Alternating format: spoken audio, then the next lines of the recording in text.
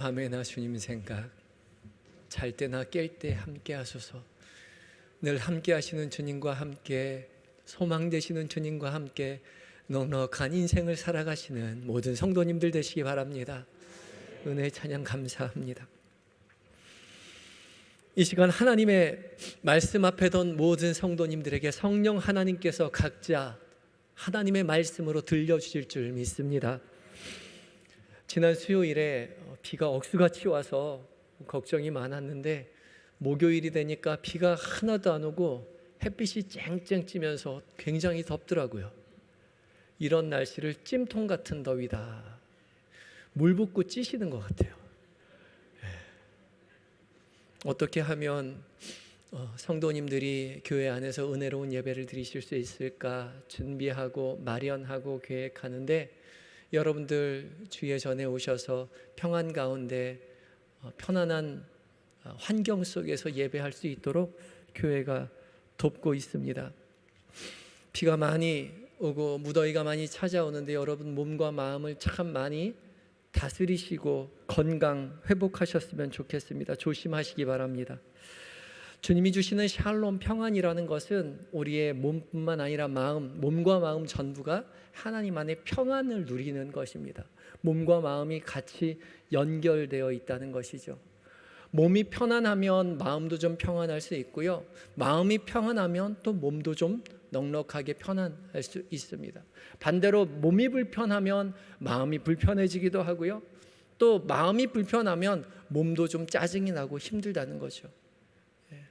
찜통 같은 더위 속에서 은혜 가운데 거하실 수 있도록 준비하고 예비하지만 여러분 스스로도 준비했으면 좋겠습니다.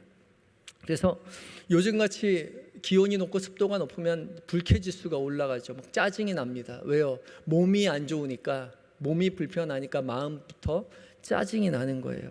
쉽게 짜증이 납니다. 그런데 누구나 그렇습니다. 그러니까 누구나 그런 거예요. 그러니까 짜증이 나면 지금 더워서 그렇구나, 그렇게 생각하시면 되고요, 조금 시원한 곳으로 가면 해결이 됩니다. 우리 예배당에서 가장 시원한 곳은 1층입니다.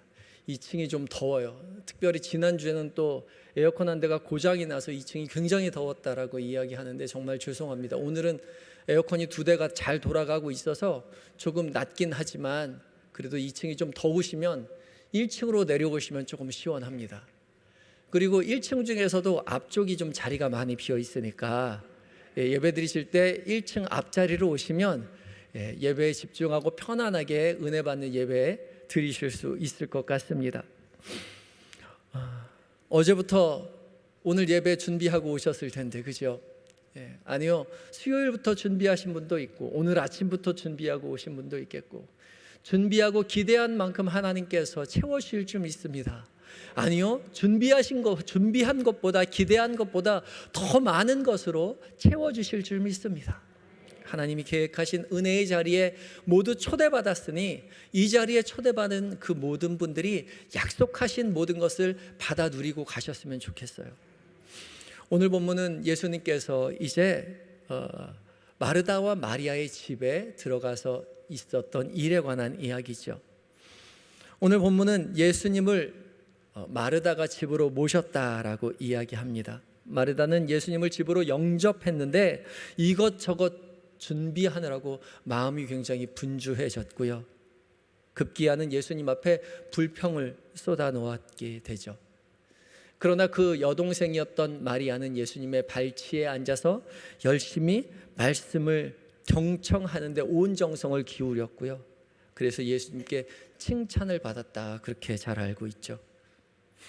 부엌일로 분주했던 마르다는 책망을 받았고, 말씀 앞에 집중했던 마리아는 칭찬을 받았다. 그래서 우리는 봉사하는 것보다 말씀에 먼저 집중해야 된다.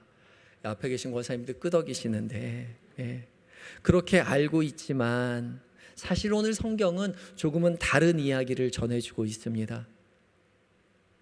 성경이 우리에게 마르다와 마리아를 통해서 무엇을 이야기하고자 하시는지 조금 더 깊이 살펴보며 은혜를 나누고자 합니다.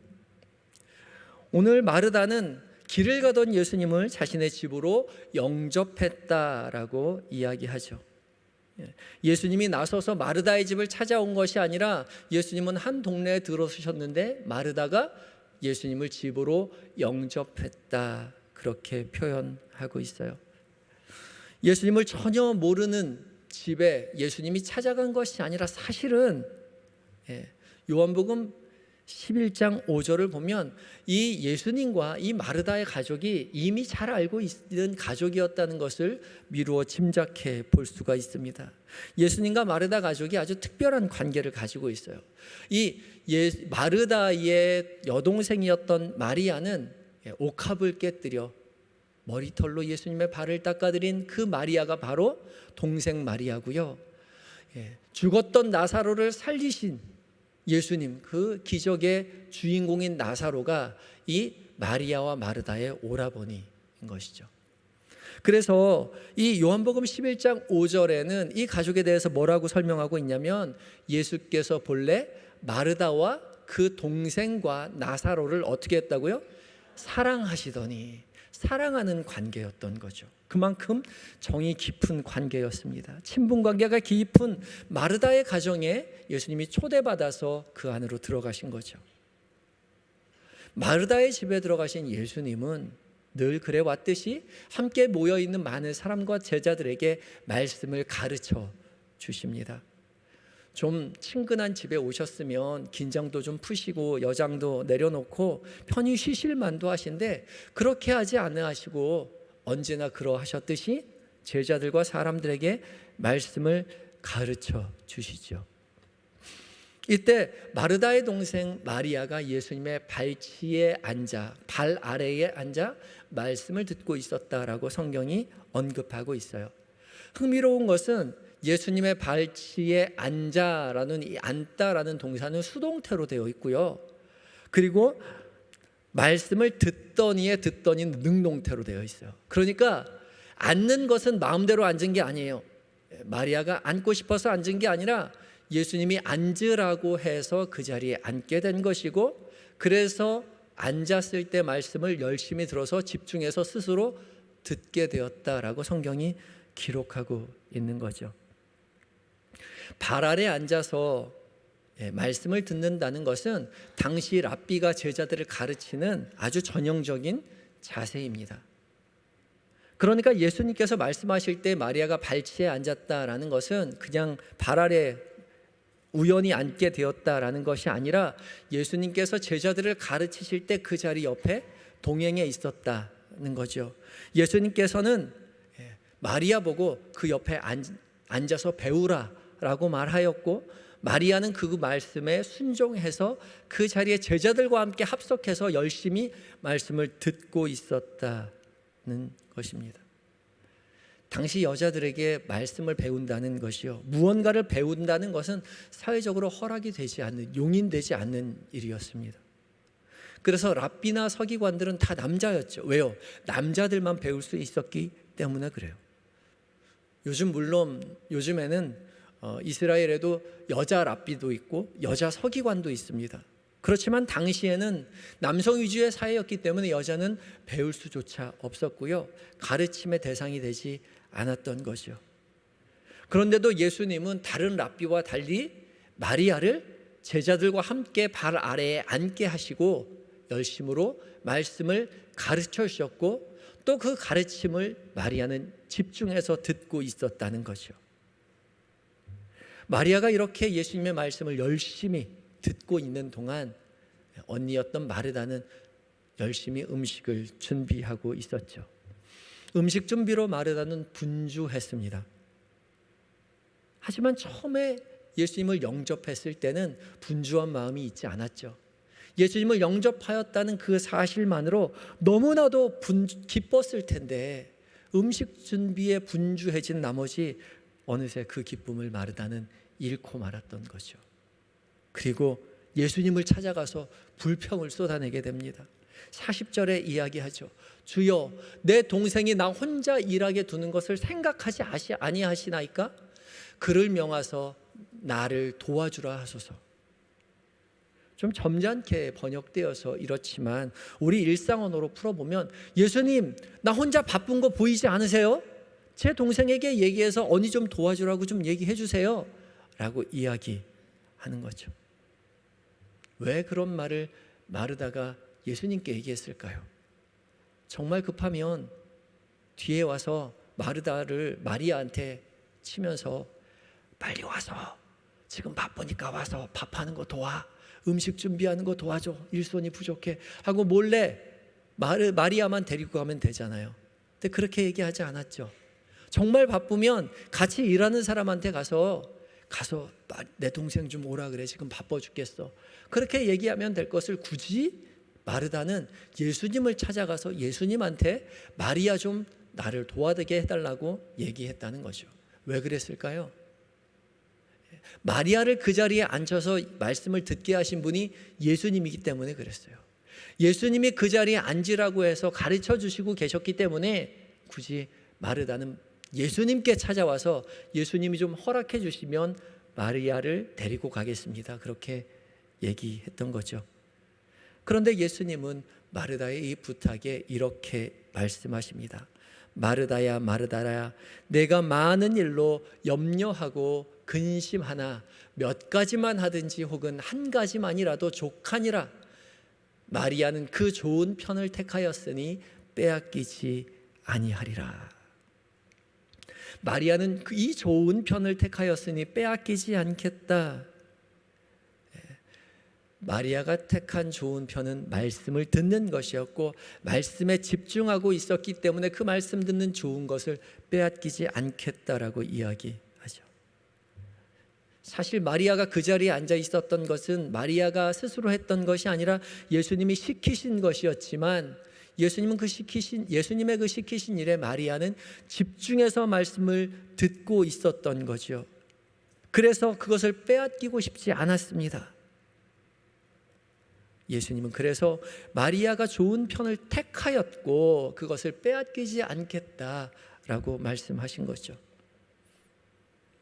사실 마리아뿐만 아니라 언니였던 마르다도 아주 좋은 편을 선택하였습니다. 예수님을 영접하는 일이요, 얼마나 좋은 일이에요. 얼마나 아름답고 귀한 일입니까? 사랑하는 예수님을 모셨잖아요. 아까 요한복음 11장에 보았듯이 마르다 가족과 예수님은 서로 사랑하고 소중하게 여기는 관계였어요. 그런 분을 집으로 모셔서 영접한다는 것이, 음식을 준비한다는 것이 얼마나 아름다운 일입니까? 주님으로부터 말씀을 듣는 것도 아름다운 일이지만 주님을 위해서 무언가를 하는 일도 굉장히 아름답고 소중한 일이죠.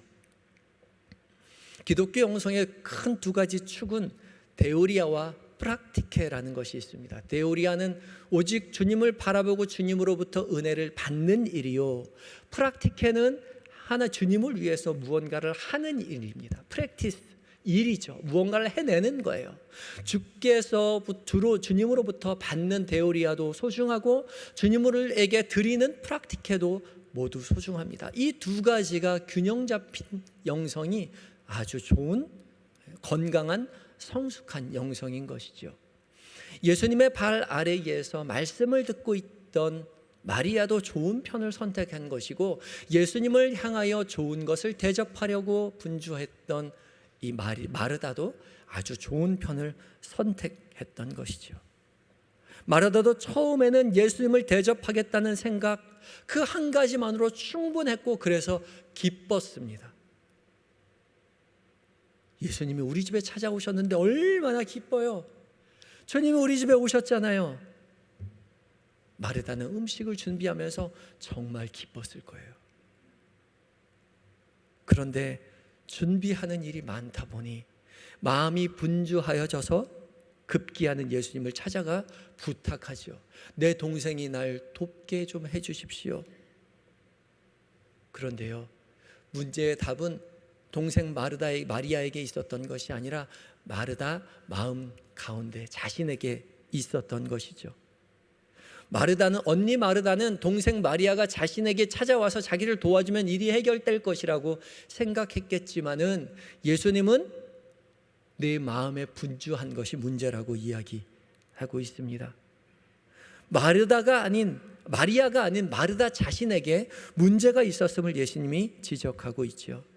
그래서 예수님은 언니 마르다에게 많은 일로 염려하고 근심하고 있다고 이야기해요. 많은 일로 염려한다라는 이 염려라는 말은요, 여러 조각으로 나뉘어져 있다는 거예요.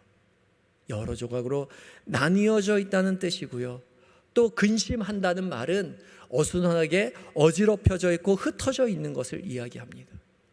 그러니까 예수님을 영접하겠다는 한 가지에 집중하고 있었는데 일이 많아지자 여러 가지 갈래로 마음이 흩어지게 되었고 어수선하게 되었고, 그래서 좋은 마음을 빼앗기고 말았다는 거죠.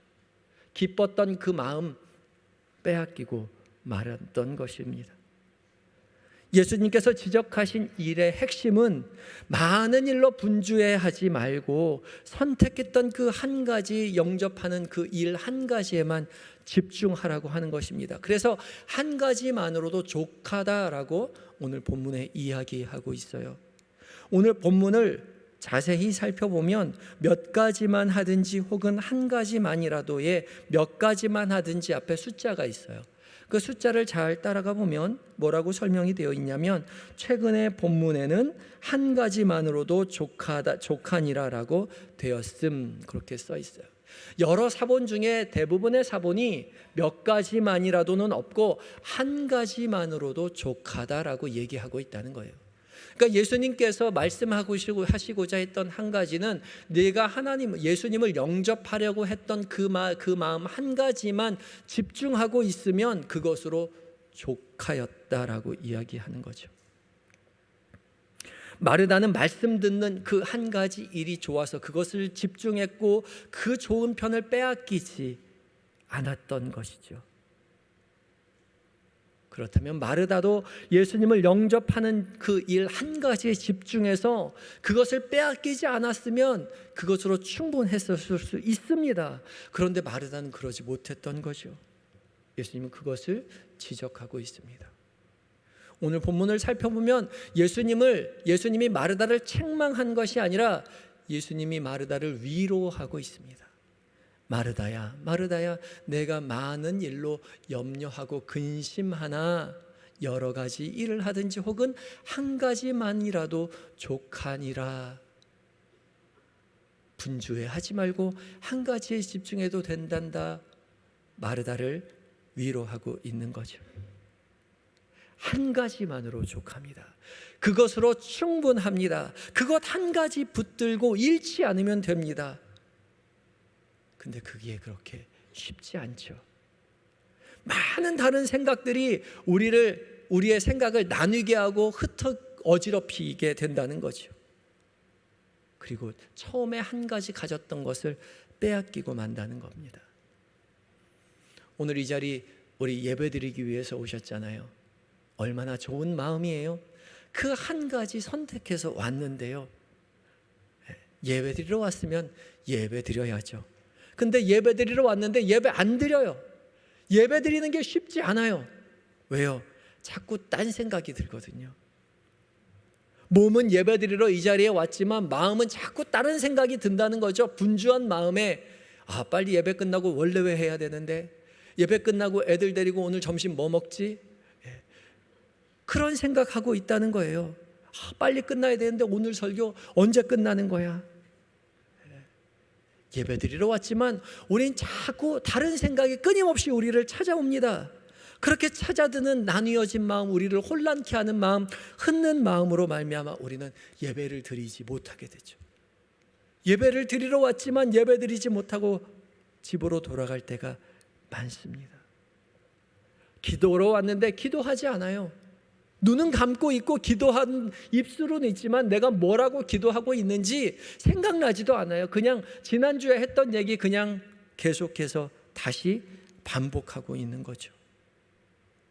주님이 옆에서 듣고 계신다는 것을 생각하고 있다면 그렇게 아무렇게나 이야기하지 않을 텐데 그 정성 하나도 없이 지난주에 했던 이야기 그대로 또 하는 거죠.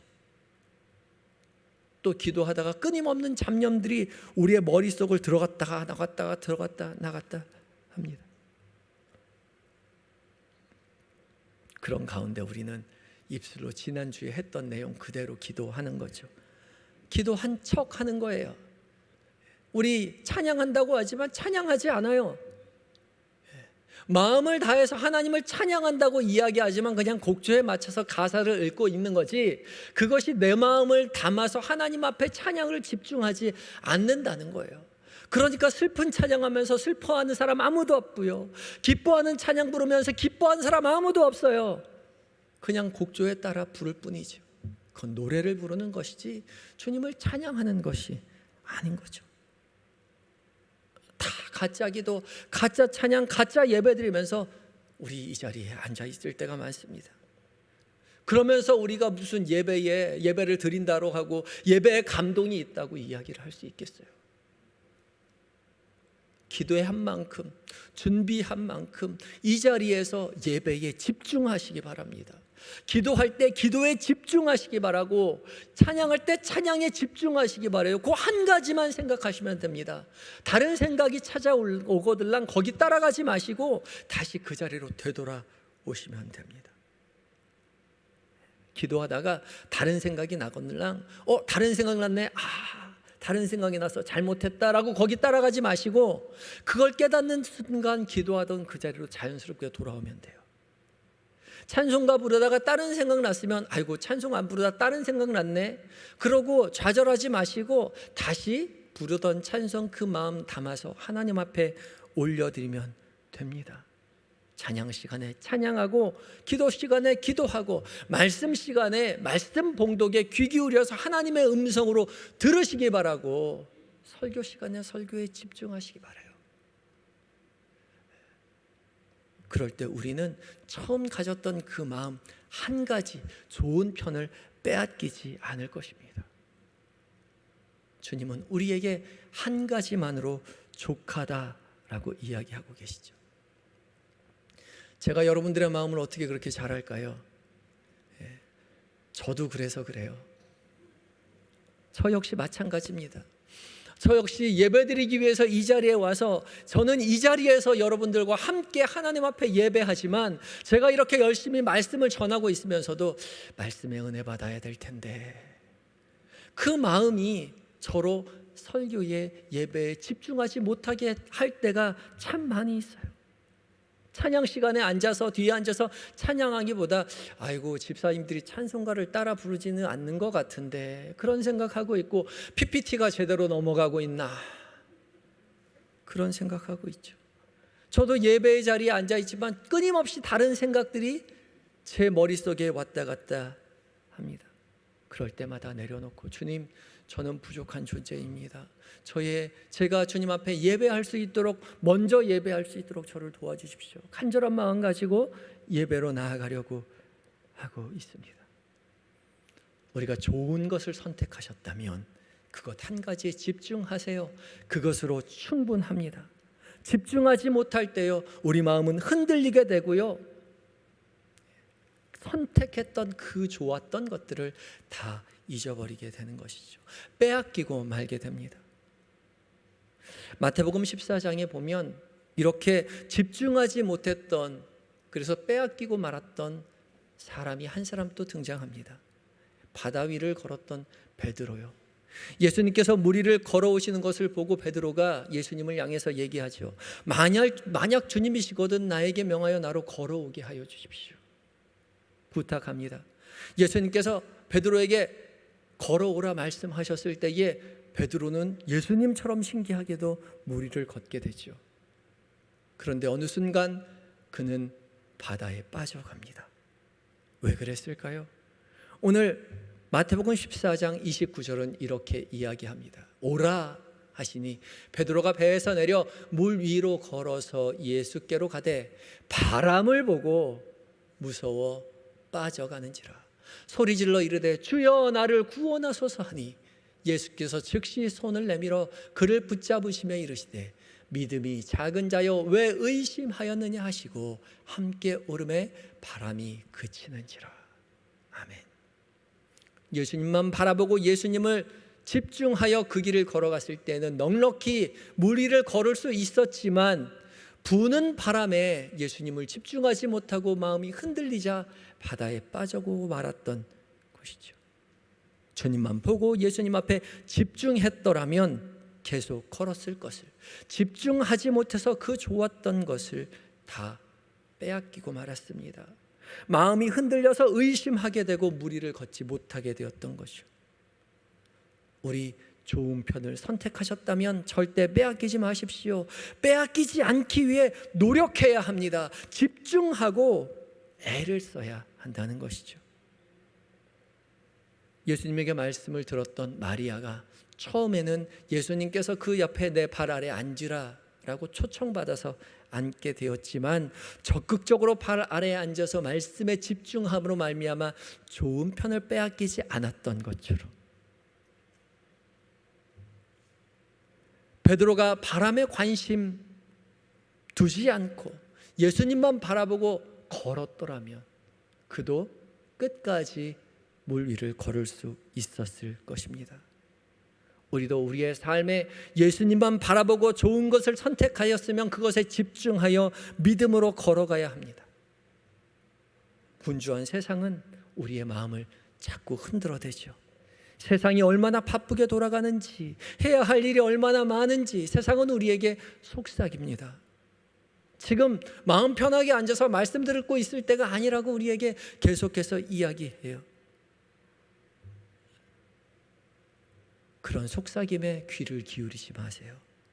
마음이 흔들리지 마시기 바랍니다. 예배를 드리러 왔으면 예배의 자리에 집중하시고, 말씀의 자리에 지키시고, 은혜의 자리에 집중하시고, 또 다 끝나고 봉사의 자리로 가셨다면 봉사의 자리에 집중하심으로 말미암아 처음 선택하였던 기쁨의 이야기를 빼앗기지 않는 신앙을 갖추시기 바랍니다. 세상의 바람에 시선을 빼앗기지 마세요. 우리의 마음을 흔드는 세상의 바람이 얼마나 거세게 부는지 몰라요. 코로나가 다시 확산되는 그 소식에 정치적으로 굉장히 어수선해지고 경제적으로 어려워진다는 경제 불황의 이야기로, 또 집값이 계속 떨어진다는 얘기로 우리를 어수선하게 흔드는 세상의 바람이 우리가 주님을 의지하지 못하도록 그렇게 이야기하지만 거기에 결코 시선을 두지 마시고 예수님을 바라보고 주님만 집중하여 그 길을 걸어가시기 바랍니다. 오직 예수 그리스도 한 분만으로 우리에게 족합니다.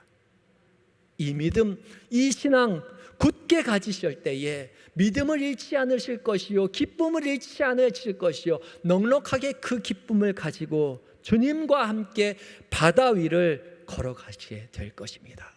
그런 날을 기대하시고 믿음의 길을 집중하여 걸어내시는 한영교회 모든 성도님들이 되시기 바랍니다. 다 같이 기도하시겠습니다.